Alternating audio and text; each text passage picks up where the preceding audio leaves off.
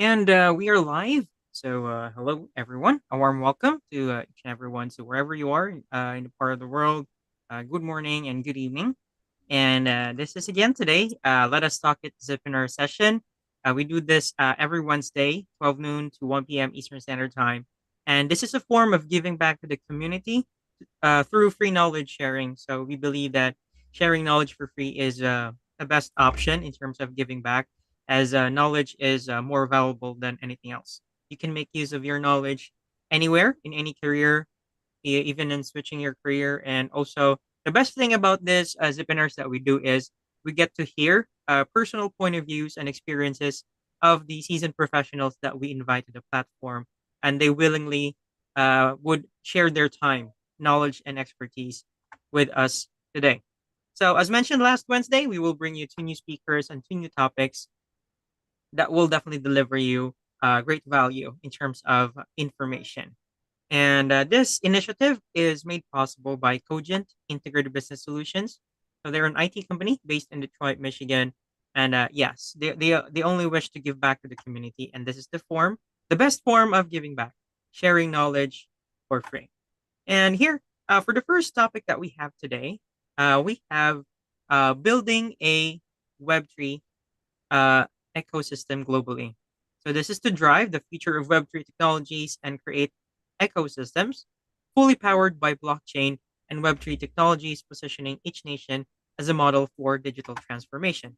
And our guest speaker who will share his knowledge about this topic is Mr. Raj Kapoor, who is the founder of India Blockchain Alliance, the largest Indian emerging technology tech think tank, the chairman of the Global Alliance for Artificial Intelligence and Innovation, and an advisory board member at over 60 Web3 companies, including Tata Elxsi, Spherium, Solverse, and more.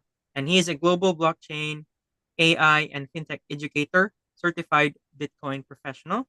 And we're excited to hear about the topic on building a Web3 ecosystem globally. And here we present to you Mr. Raj Kapoor. Thank you so much for having me here. It's good to be here after maybe 2 or 3 years once again.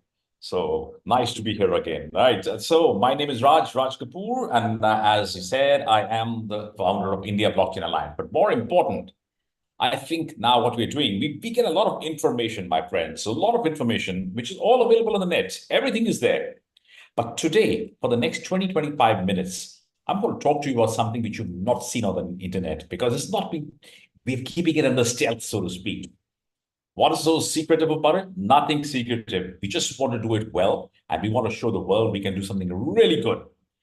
Today, I'm going to talk to you about building ecosystems. Now, building ecosystems, generic, yes. What is a Web3 ecosystem? As a Web3 builder or an enthusiast or a student or a founder, what do you need? You need many things to make everything successful and Web3 adoption get mainstream. I'll tell you what you need. If you're a founder, you need advice, you need a good product, you need good mentorship, you need money, you need finance, you need an audience, you need a market. If you've got tokens, you know where to list them. So market making, wow, that is a lot. You need a blockchain. You need some systems. You need a platform. There are so many variables. And most important, you need government support. So here's a real live example I'm sharing with you. I'm going to share with you a little video, and then I'm going to talk a little bit about that. Is that okay? So guys, sit back, relax, watch the video. It's just 2 minutes, but those 2 minutes are going to open your eyes as to what's happening in the world. This is the first of it. This is a little program. It's not a little program anymore. It's become massive. I live in the wonderful state of Goa. Goa is like a beautiful, it's a seaside resort. It's got beaches, it's got the sun, it's got the sand, it's got everything. Okay. And it's got me. So it's got me. So I'm very, I can't sit still. Everybody says you should go retire, Mr. Kapoor. You're now 60s, I'm 62. And they say, why you should retire? Why should I retire? I don't feel 62. You flip the numbers, I feel 26. So here's what I'm doing. I'm working with the government here in the state of Goa, and we are creating a beautiful bit of magic. Let me show you that magic, and then let me talk to you about it. Hold on to your seats, guys. This is something mind-blowing. It's not happening anywhere in the world. It's happening in India. It's happening in Goa. Sit back, relax, enjoy the little video. I'll switch my video off for a moment, enjoy this video, and I'll come back on right again. Okay? Just a second. All right, here out goes me, and here comes a little video. Friends, can you see this video? Are you able to Yes. see? Yes, sir. Here we go. Let me play the video. Goa, known for its peace and tranquility, never-ending coastlines, pristine beaches, the world's one-stop destination for music, clubs, and lavish parties. And in addition to all of this, now the transformation, set to become the largest Web3 ecosystem in the world.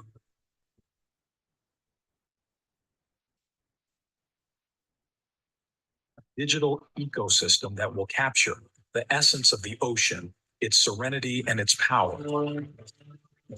A 365-day economy, all under one roof, that will incubate a Web3 ecosystem consisting of companies and startups, not only on land, but on the barges in the sea. So brace yourself for a new revolution, the world's largest project partnered by the government of Goa, called Web3 on the Sea.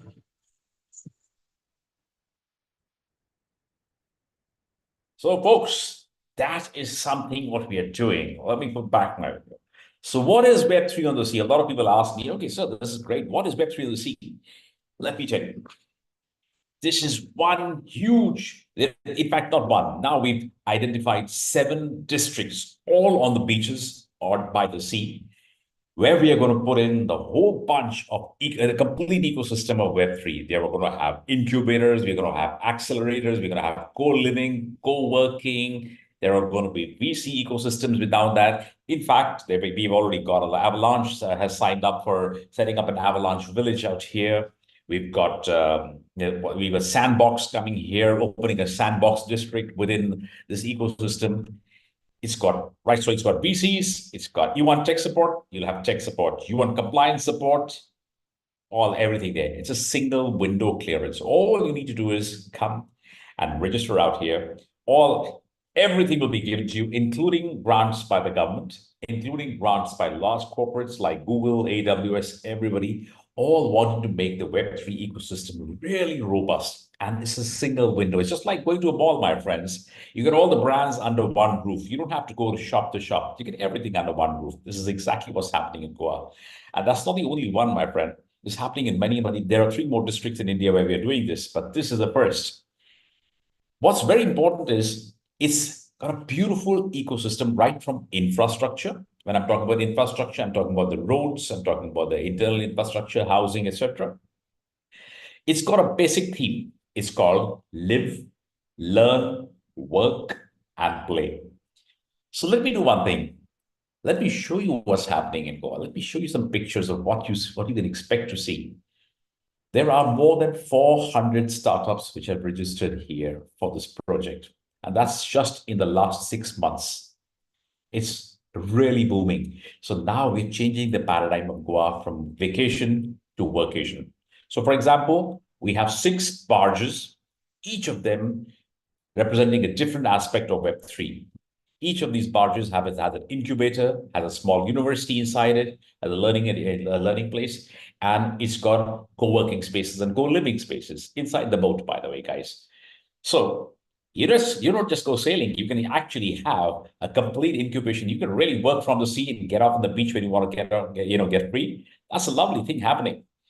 Each barges, one of them is one is focusing on the metaverse. And there's a lot better. When I say metaverse, there's a research, design, and development out there.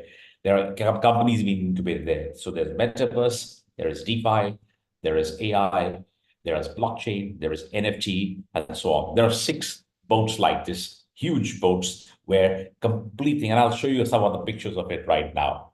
You hear me? Now I'm going to show you something also. They say a picture is worth 1,000 words. Let me give you the 1,000 words right now. My 1,000 words, not so much. Picture, 10,000 words. You saw a little video? See a little pictures now. Off I go again. I'm coming back. Don't worry. I'll be back. And I'm sharing my screen, showing you something. Hey, have a look at this, my friends. Yeah, but this is our concept, creating a Web3 village. Why am I showing you this? Because this is not happening anywhere. There's a little things happening many places, but this is an integrated village for startups, for the Web3 ecosystem, and it is powered completely on blockchain and AI. All the systems, right from registration of your business, right from asking for grants, getting your certification, pitching your ideas, applying for certificate programs, everything is on the blockchain. Everything is transparent. The supply chains here are transparent. The hotel system, the hostel system, the residential systems, everything. So what do we have here? We have the world's first integrated emerging tech project powered by AI and blockchain, an inspiration and a dream that will not just impact the state of Goa, not just the nation, but the entire world. And you'll be happy to know this is when we started this last year in December. December 2nd is when we launched this. Today, we are doing 4 such projects, 3 in India, 1 outside, and in discussions with 3 more outside. One of them in Indonesia, one of them just started a discussion in Philippines also, my friends, and the third one coming up in Mauritius as well. We're doing a lot of these projects now. We are creating an ecosystem for the Web3, and then all these districts will again be connected using blockchain. And the financial systems will be DeFi-enabled financial systems. There'll be DAOs. There'll be everything what we hear and talk about, and we see scattered all across the globe. Here, it'll converge into one wonderful place. So let me show you some more. This is the first ecosystem. Well, I'll go a little forward here. I don't want to show you everything. I want to show you the pictures. That's what I want to show you. You can also see who's in it now. All these guys are already in here. There are a lot of them here. You'll see some international names, some local names, plenty of them here. This is another one we're putting up by the mountains. It's called Project, and I'll show you this. Yes, this you need to see. All right, at a full screen. Right. There are 3 projects happening in India right now. One in Goa, which I told you about. That's Web3 on the sea, Goa. Look at that. That's the first of them. You can sit down and work while you see the beautiful sunrise or sunset. We have, the different Matrix studios and many places have set up shop there. People can talk to them, work with them, get benefits from them. They will help you. They can mentor you. They can guide you. This is just one of them. There are many more. So Goa is my workplace. So you have a workplace. This is a meeting room. You can sit and meet, have fresh air and enjoy the space. Then we have more meeting rooms here all by the sea. As you can see, this gentleman out here, he's one of my friends. He's shifted all the way he's from the United States. He's come here. Now he's settled down here and he's now set up his own ecosystem, his startup ecosystem right here in this place. This is how it's in the evening. So these are real pictures, my friend. These are not simulated. These are real pictures. You can have a look at that. Vacation Goa. That's how we transform a city, which was a town or a country or a state, which is only known for, it was basically Goa is known for a lot of vacationing, holidaying, all the things. But now it's from vacation to workation. That's the big move we are making. Big move. These are some simulated pictures of how things will come out as they pan out. There are 7 beaches which have been identified. And everything is going to be built with eco-friendly products. Nothing is going to be concrete. It's going to be all natural, all aligning with the United Nations Sustainable Development Goals. So, right, from green buildings to natural made. I'll show you some of those so you'll come to know rather than me speaking it. So these are going to be some of the interiors of a couple of the ships inside here. This is how we made them. This is another one by the beach in the evening. We put up kiosks. We're putting up these kiosks here, right by the sea. Wouldn't you like to work from here, my friends?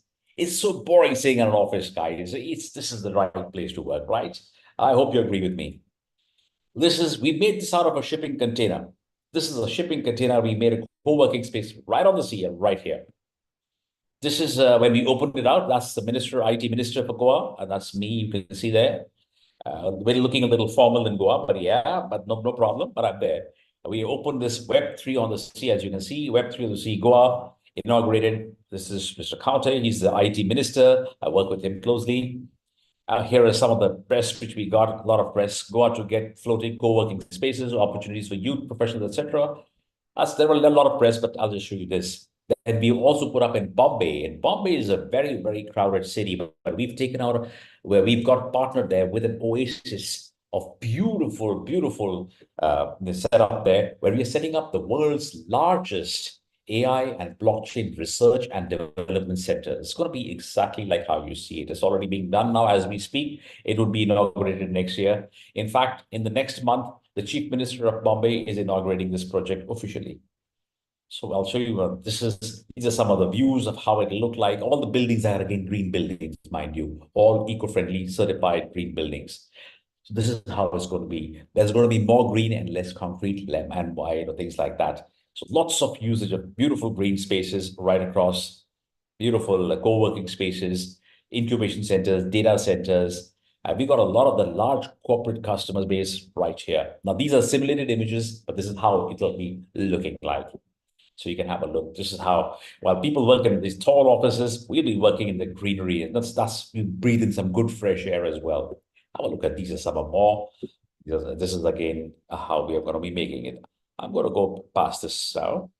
So this is a beautiful, and in Bombay, if a major city has it, it brings in a lot of people coming in there. Bombay and Goa have created a bridge as well. They can go to Bombay, they can come to Goa. There's only a 45 minutes, 50 minutes flight in between, my friends. So it's just enjoy that. There's another one we're putting in Uttarakhand. Uttarakhand is a state also in India. It's a beautiful hilly landscape place where, again, we are putting up all these. So we have all these coming up by the hills, in the valleys. These are new co-working spaces. And not only co-working spaces, there is a whole gamut of VCs, seed capital, technology, compliance, mentors, resources, everything in one place. You want to have a choice of blockchains, you can talk to their representatives right here. You can decide what's best for you. Everything in a single place. As I said, it's like a super mall right in one place. You need funds, you get it here. The government also gives you grants, etc. So it's a very good initiative. It's a joint initiative between a private, that is us, and the government of Goa and good government of Uttarakhand. So all these are going to be coming up, my friends. These, I can send you these pictures. I can send you this later on. But that's it. That's what I wanted to share. Hold on, let me just get out of this. No, how do I get out? 1 second, I minimize this. Yes. Stop my sharing. Yes, my friends, I'm back again. Now, was that interesting or not? I don't know, but I like it. I love it because I work here. Imagine working all the time in the lap of nature or by the sea, by the beaches. I think it's lovely. It's a great place. It's a place where we've got the best of brands which have come. We even have the Tatas coming in here, which is a large Indian brand coming here. We've got a lot of others. We've got a lot of programs going here. We have in fact a TV channel here called 3.0 TV, which is doing a lot of work in promoting Web3 technologies. I'm the editor of that also, so we curate some good stuff out there. Besides this, as I think during the introduction, you told me I'm in mentoring I'm at the board of more than 60 companies, but that's become 80 now. With all this happening, I'm doing lots more work. I mean, my wife keeps telling me, if you keep working like this, you might burn out. I said, no, this is a place where you don't burn out. You actually dig in, and that's where you enjoy. You enjoy the place instead of having a closed four walls around you. I love when I can, right now when I'm seeing, it's dark outside, I turned my video and showed you, I can see miles of palm trees. It's beautiful. So it's the space where you have to be in life. When we talk about building ecosystems, we don't just talk about building platforms. We don't talk about building applications. Those are a natural byproduct of whatever great ecosystems will create. If you don't create an ecosystem, you will not have Web3 mainstream. You know that only 0.5% of people, or 0.2%, up to 0.5 to 2% people actually know and work on Web3. It's nothing. That's how it was in 1995 when internet came around. When the internet came, just about 5% people were using it. Now about 60% to 65% people use the internet. and see what it's taken. It's transformed everything. The way we work is transformed. You and I are speaking because of the internet, my friends. We wouldn't be speaking otherwise. I'd be in India, somewhere in Goa, you'd be somewhere else, and all right, we never know each other. Now we know each other. Now we met each other somehow. So the internet was one game changer. Blockchain is the next game changer. AI is popular, great stuff. But AI has been there around for 60 years. Blockchain has been there since the last 14 years. And my friends, it's impacting everything. All technologies impact everything. They're part of we are part of a digital transformation. So we are creating cities that incubate digital transformation, that manifest digital transformation. So right now, my friends, every aspect of this we are doing completely on the blockchain. Very soon, we'll be having an app where you can actually have a look at all these things as well. But that's a government initiative along with ours. We are setting it up for them. We're doing everything for them. And I'll be happy to answer any questions on this. So we're going to have all research centers, Metaverse Research Center, a DeFi Research Center, an AI Research Center, a Blockchain Research Center, and NFT Research Center. And now we're doing a lot of work on digital identity as well, that a complete research center dedicated to the digital identity. So that's my 20 minutes up. I took 22 minutes. So I think I'm done with my talk. If anybody has questions for me, tell me. And if you want to know what else I'm going to do next, well, I'm going to do this. I'm doing this in 13 countries now. We've signed MOU with 13 countries. I'll tell you which ones they are. Zambia has signed up. Nigeria has signed up. South Africa has signed up. South Korea has signed up. Japan is signing up now. It's about with Japan. We're almost at the finalization stage with the Europeans, so we're going to have an Indo-European alliance as well. We signed up with Switzerland and we signed up with Netherlands. So we've really gone and spread our wings everywhere. We have to. If we don't, who will? You cannot have a very Web3 success if you don't have an ecosystem. That's what I believe. Everybody's doing great stuff in the Web3 space. Lots of good things happening. But many people don't even know that. Let's get to know that. Let's have multiple central points, which all get connected again on blockchain so that all of us know what's happening. We're all on LinkedIn, right? We know each other. We know what's happening. We're creating a LinkedIn for the Web3 ecosystem, my friends, but using a physical as well as a digital moment. That's it from my side, my friends. Thank you so much. And I think you shared a question with me on a DeFi question, if I'm not mistaken, right? Yes, sir. Would you like me to answer it now? Yes. I'll just actually reiterate the actual text that was shared by Shiva, Okay. Cogent, from Melbourne, and he mentioned if you could please share insights and trends on one Hmm. of the Web 3.0 applications. An example, Oh, decentralized finance, and if any Fortune 500 companies are heavily investing oh yes. in these Oh yes. applications. Absolutely. Good question. Actually, DeFi is being utilized. As I just told you, we'll be using DeFi completely in this new ecosystem. But more important, when Fortune 500 companies start using DeFi, then there is a lot of buzz. A lot of people start taking notice because the spotlight comes on, there is a use case for it. It's good in theory, but can somebody use it? Is somebody using it? I say yes. The biggest adopter has been JP Morgan Chase. I'm sure you heard of JP Morgan Chase. It's a pioneer in incorporating blockchain, actually. If you look at them, they were the pioneers. First, once upon a time, they were the biggest naysayers. That's changed. Now they are pioneers in incorporating blockchain and DeFi elements in its operations. Now, I don't know whether you know, JP Morgan has launched its own blockchain platform called Onyx, and is also exploring DeFi applications for cross-border payments, asset tokenization. They're doing a lot of work because real-world assets tokenization is going to become the next big thing in the blockchain space. Not like the NFT, which was a little bit of a flutter. It's okay, NFT is still doing well, but NFT is basically still the crypto punks and the bored apes and all are not going to be there for a long time. The NFT means provenance, yes, that is going to be there. But that's what they are doing. Now, JP Morgan Chase is one. Fidelity Investments, if you heard, they are another major player in DeFi. If you look at it, they have a subsidiary called Fidelity Digital Assets. It provides custody and trade execution services for digital assets and has shown a lot of interest in DeFi protocols to enhance its operations. Fidelity's subsidiary, that is the digital assets, they are using it. Also, Microsoft, everybody knows, Microsoft has been very active in the blockchain space. Now, with Azure blockchain services, you may have heard of, They've collaborated with multiple blockchain initiatives, including a lot of DeFi projects, to develop solutions in the technology, especially the supply chain and identity management systems. That's what I told you, that there's a whole section of research in identity management. We have another company called Velocity. Velocity is also doing a lot of work in this space. Velocity is not a Fortune 500, but it services a lot of Fortune 500, including SAP.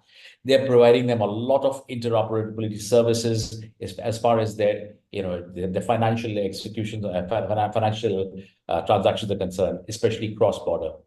So these are some of the examples. Now, if you look for trends, my friend, well, the trends are one thing.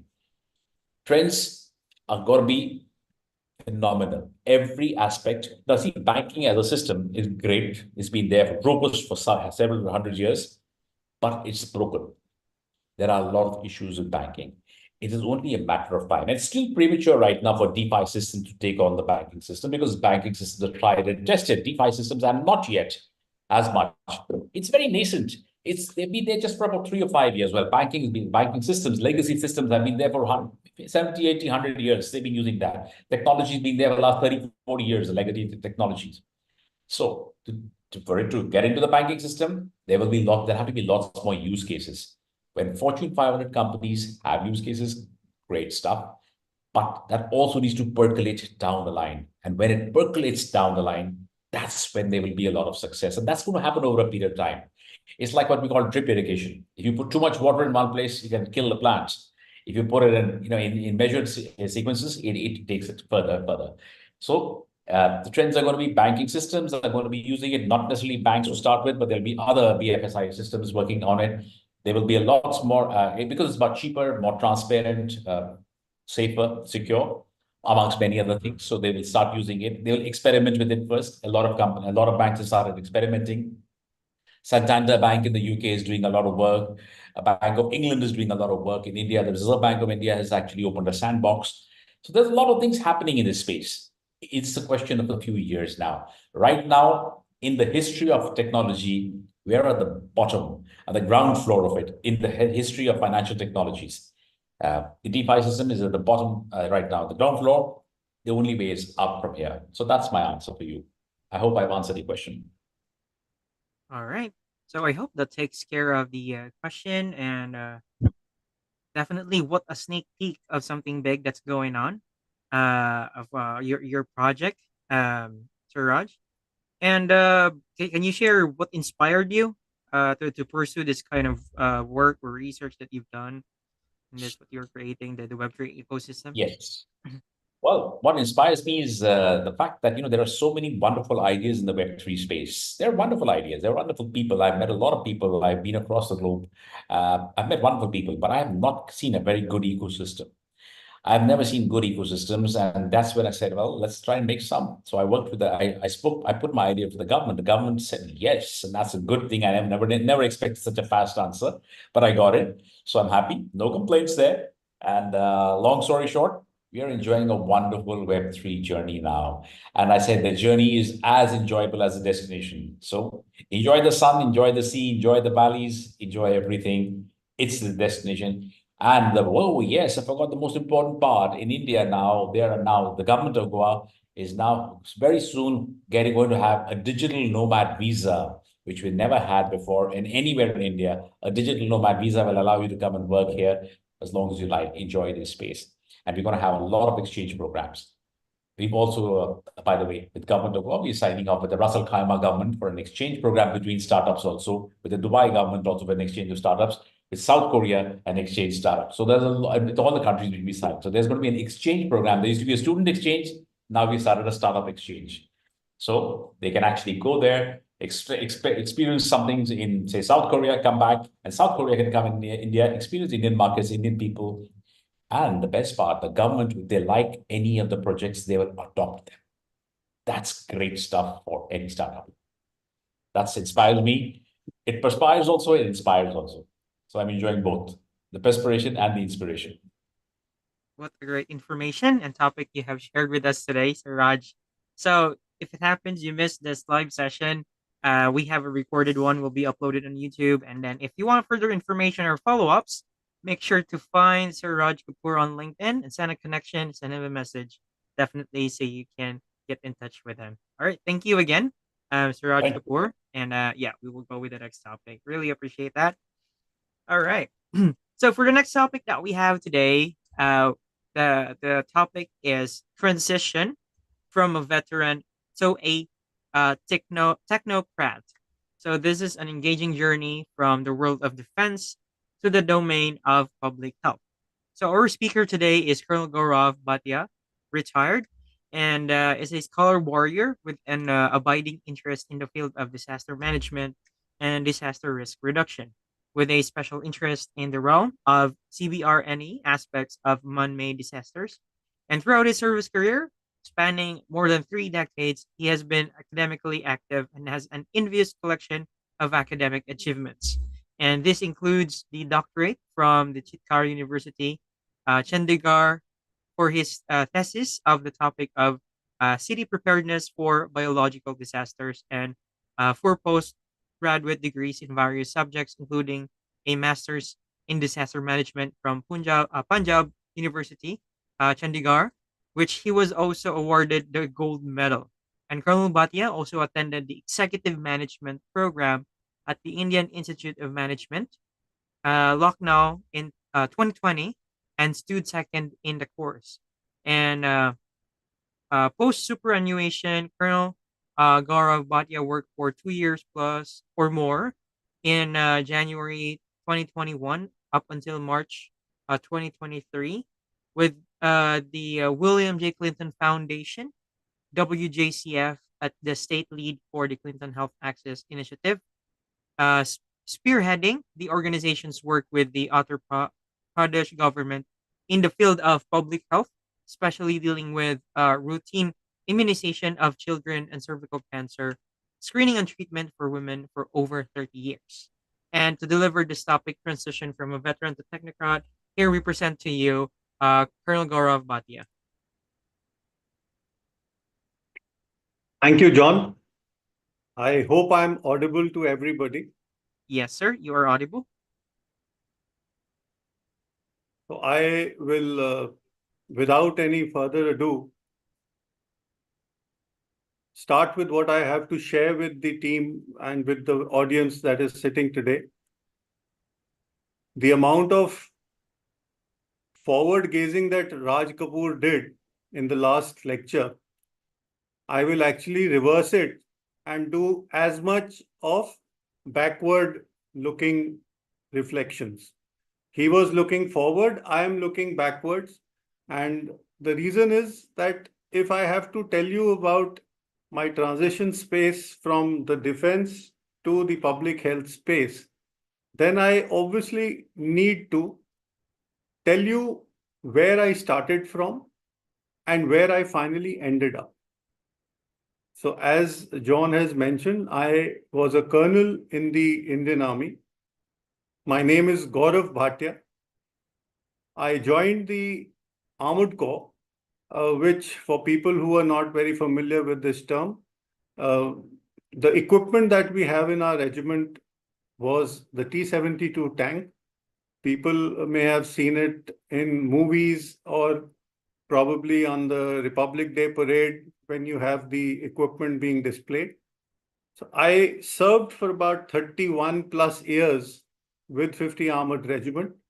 I joined in 1990.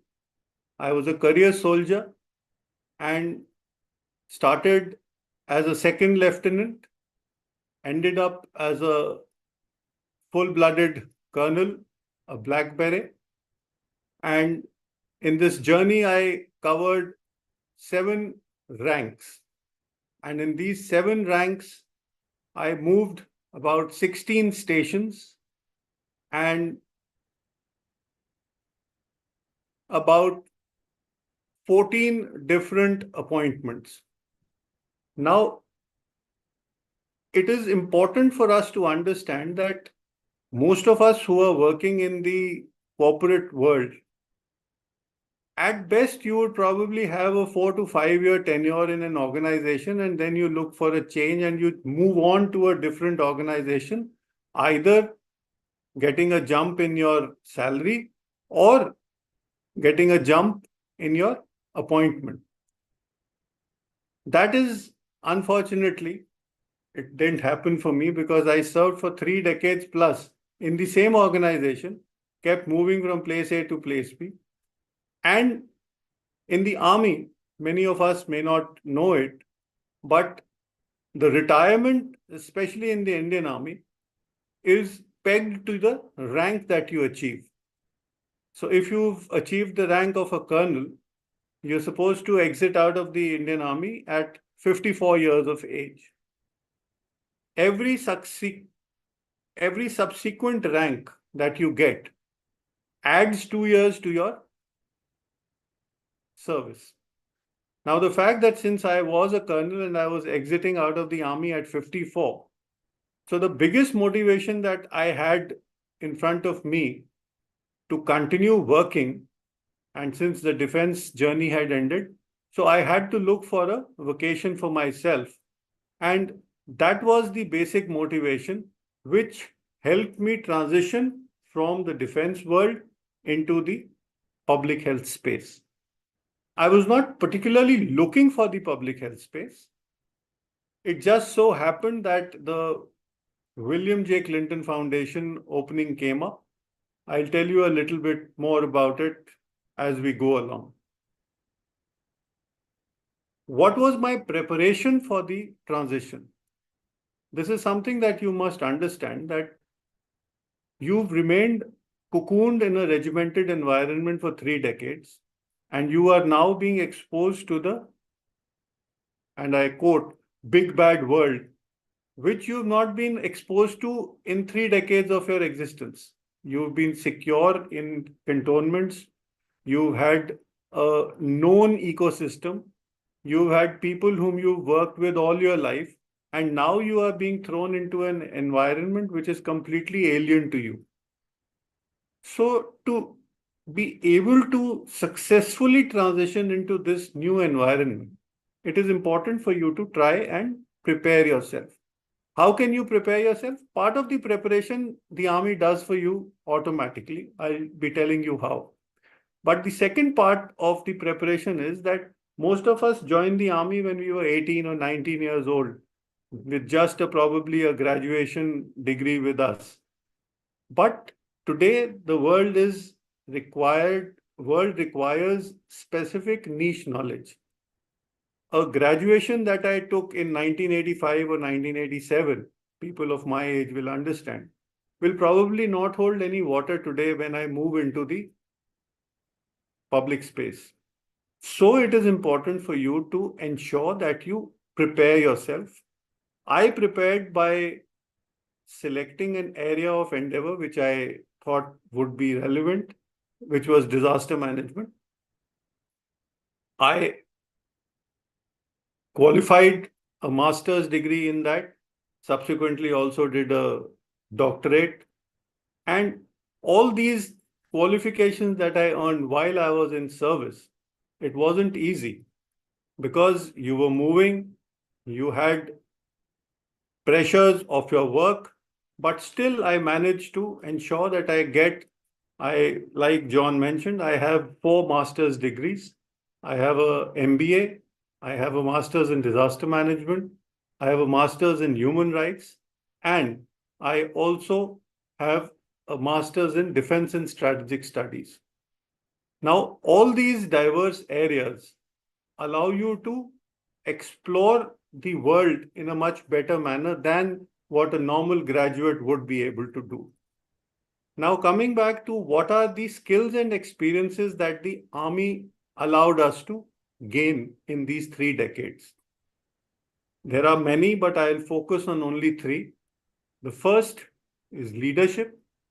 The second is strategic thinking. And the third is problem solving. So leadership comes naturally because you are dealing with men. You are leading teams. You're leading them in challenging environments.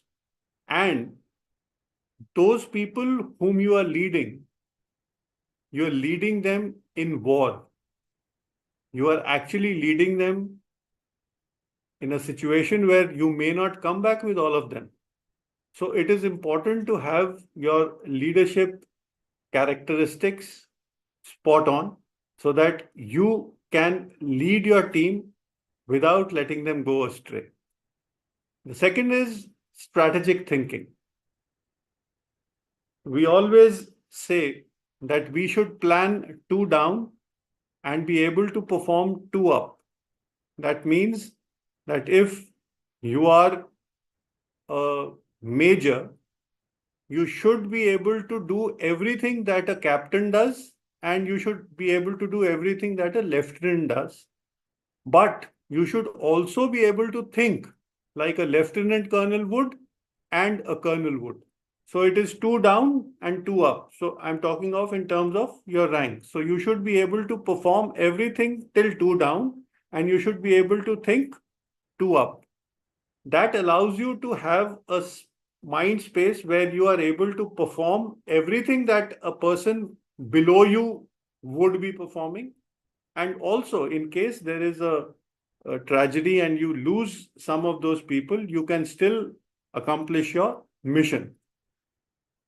Also, decision making is important, because if you cannot make a decision which is timely, then obviously you're not an army officer.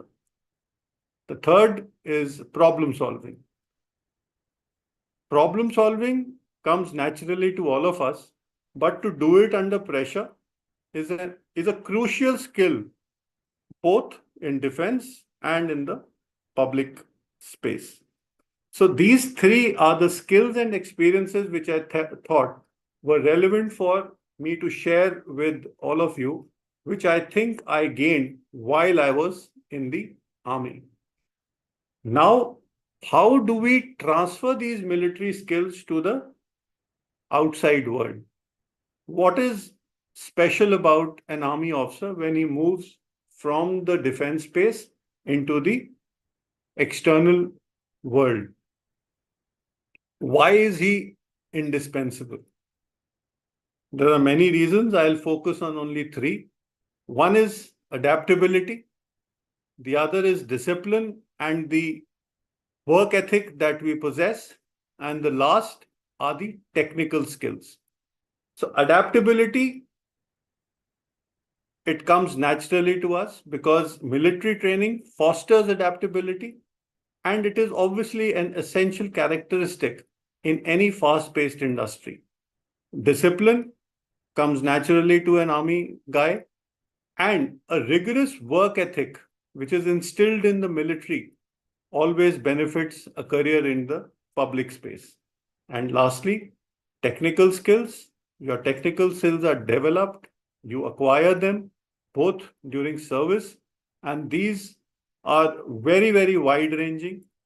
Operations, cybersecurity, logistics, engineering, you name it, and we normally must have done it sometime or the other. Coming up next are the challenges and the learning curve that one has to face while you transition. Like I mentioned, that I served for 31 plus years in the same organization. You get used to working in that organization. You get used to the terminology. You get used to the jargon. You get used to the way a particular task is supposed to be done. It becomes like muscle memory. When you have to change to a different organizational culture, it is challenging. And the learning curve does become pretty steep. The manner in which I overcame these challenges was to ensure that I was continuously learning. I was continuously interacting with the civil world. I was continuously trying to leverage whatever I have learned in the army and try and fit it into the public health mode. Next, let me tell you a little bit about what I actually did once I did transition out of the army. The project that I was handling was in the largest state of India, Uttar Pradesh. Uttar Pradesh has 80 plus it has 75 districts. Now they become 76. So there are 76 districts and about 800 plus blocks in the entire state.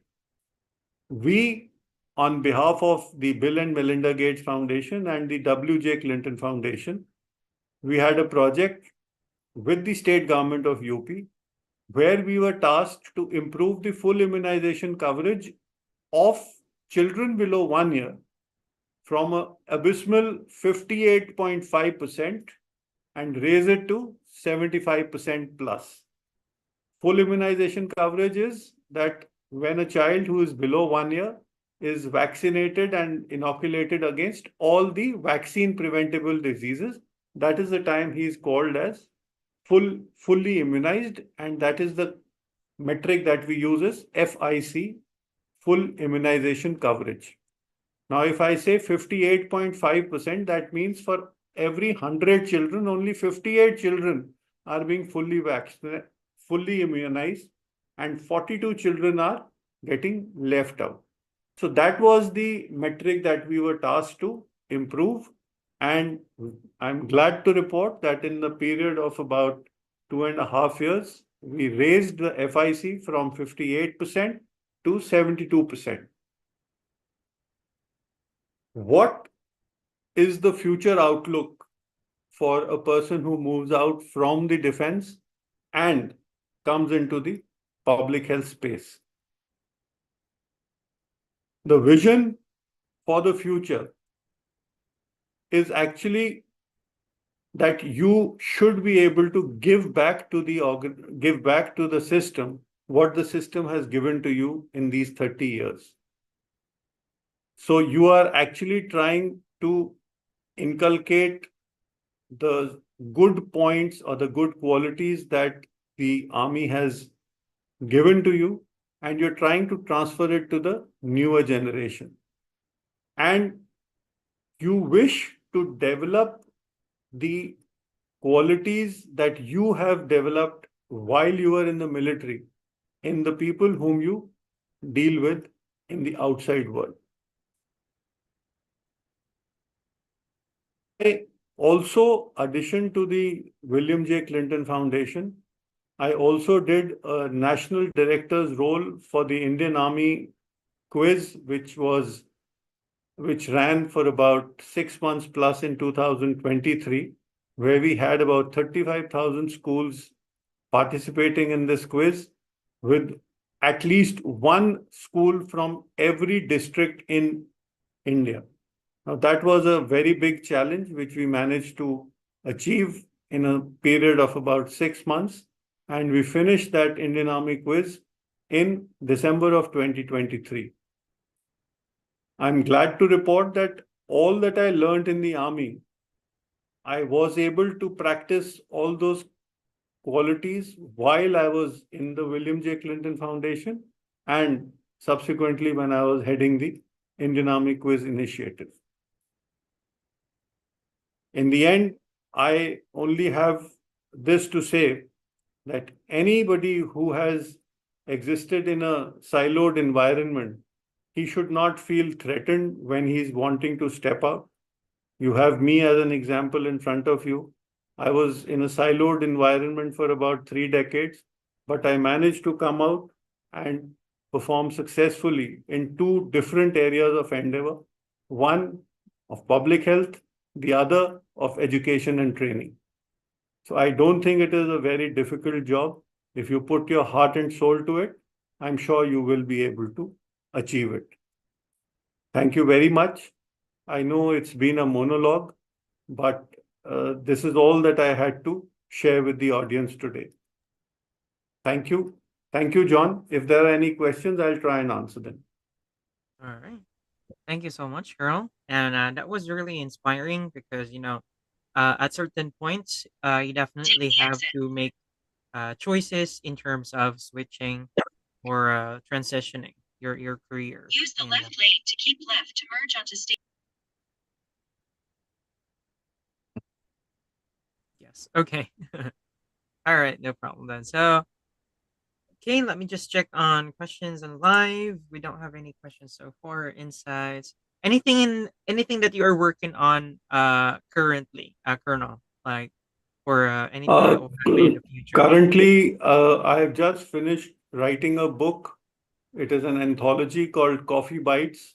It is going to be released anytime this month, and it will be available on Amazon. It will also be available on 7 other platforms. The Mhm. book name is Coffee Bites. The publication house is called Metamorphosis. I have adequate details of it on my LinkedIn page. You're most welcome to access it. My LinkedIn goes by the name of Gaurav Bhatia. I have written extensively on LinkedIn. There are many, many posts. There are many, many articles. I'll invite the readers and the audience to please access it. And they are all life lessons which I feel are important for today's generation. Thank you. Thank you, All John. right. Yes, thank you so much for sharing that one. And yes, please make sure to send a connection invite to Colonel Gaurav. And we wanted to acknowledge as well. We have the presence of Sir Srini Kanta, CEO of Cogent, and Sir Hari, Director in Cogent as well. Sir Srini, you wanted to. Yeah, thank you so much. Thank you, Dr. Bhatia. And also good to see again Raj Kapoorji. So, yeah, so it's a great conversation. I also have one of our advisors, Raj Gupta ji, also with me now. So, Raj ji, you want to also speak a bit? I would like to ask a question. Yes, go ahead. Respects, Colonel. Thank you so much for the assertive, certification of how one should make a transition from a cocoon space and to the real world, civil world out here. That was an amazing rundown of how one should transition themselves. But also, sir, when you look at the opposite side of that paradigm, not everybody's Colonel Bhatia. So there'll be some general people who would find it difficult to make the transition because of some inhibitions they may have as a restriction in their personalities or their lives influencing them. Sir, what are the anecdotes you would want to share where you would tell those kind of people how to overcome those obstacles first so that they create the mindset to learn and transition efficiently the way you have successfully done, sir? Stay in the Thank left you. 2 lane. I understand what you're saying that out of every 10 officers who exit the defense forces, probably only about 3 odd officers would get gainfully employed outside in the civil world, and the balance would actually not be as interested in working, firstly, and secondly, they would probably not get the kind of openings that God has been kind and I have got, or the other 2 or 3 people, 20-30% people who would actually get that. The one reason which I feel, which people kind of end up failing and not Go getting the past this kind of light, then at the next one, turn exposure, right. is that they have not prepared themselves for the civil world. They seem to feel that the rank that they hold, whether it is of a colonel, whether it is of a brigadier, or whether it is of a major general, the rank will get them the respect, the rank will get them the job, and the rank will allow them to do that job well. Sadly, that is not how it works. The army is a very specialized kind of work environment. It has very specialized kind of requirements, and those requirements you could probably meet while you were in the army, but those requirements change drastically when you step out into the real world. And if you've not prepared well for that, I'm sorry, you will actually end up in grief. So the answer, probably it is not the full answer, but part of the answer that I can actually think of now is that until and unless a person consciously prepares for it, and that preparation cannot be a 3-month long preparation. It has to be a much longer preparation, knowing fully well that you will probably retire at 54. If not 54, then 56. If not 56, then 58. That is the end. And the life expectancy today is touching 75. What will you do with yourself for the next 15, 17 years? If you do not think about it, you will actually vegetate. Like many of the officers, I have nothing against playing golf, but golf cannot be a full-time engagement for anybody. I'll rest here. I don't need to, elaborate further than this. Thank you very much for your question. Street. Thank you, Colonel. Thank you so much. Actually, it was well put together. So if one could sum it, one has to start from becoming willing to get ready and prepare themselves for the transition. Absolutely right. And especially when you know that the end is going to come at 54, 56, or 58. I mean, True. that's True. known. That's known from the In day that you three-quarters of a mile, entered. turn right onto Wayne Avenue. True. The True, day Colonel. that you Thank- entered the army, you could actually extrapolate your retirement date. Extrapolate. What you Exactly. can't extrapolate is what rank will it be on. Exactly, sir. Exactly. Exactly. No, awesomely, sir. Awesomely answered. Thank you so much.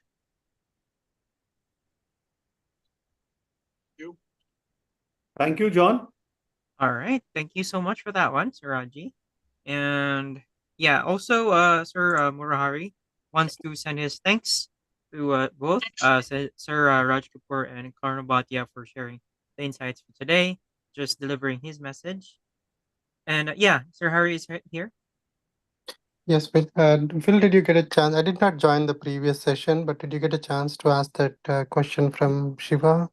Yes, Regarding definitely. the And Sir Raj Kapoor was able to answer it. Great, great. Thank you. All right. I guess that concludes the today's webinar. So what a wonderful topics and insights that we have gathered today in this Zipinar that we have with Sir Raj Kapoor and Colonel Gaurav Bhatia. And definitely this is one of the insightful sessions that we have here. We believe information could be everywhere with the use of the internet right now, but definitely hearing the experience of our seasoned guest speakers, professionals' point of view, like it will hit different. The value becomes higher with that information. So we hope to actually get more of this valuable insights from for the next webinar that we will do, and we look forward to invite you again next Wednesday, 12 noon to 1 p.m. Eastern Standard Time. If you have time, you can join our live Zoom session to interact with our speakers, or you can watch our live session or the recorded session on YouTube as well.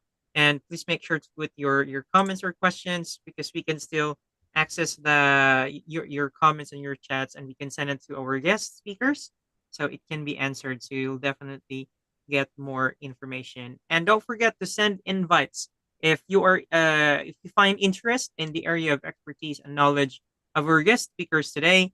Just seek them on LinkedIn. Our speaker is Sir Raj Kapoor, and our second speaker is Colonel Gaurav Bhatia.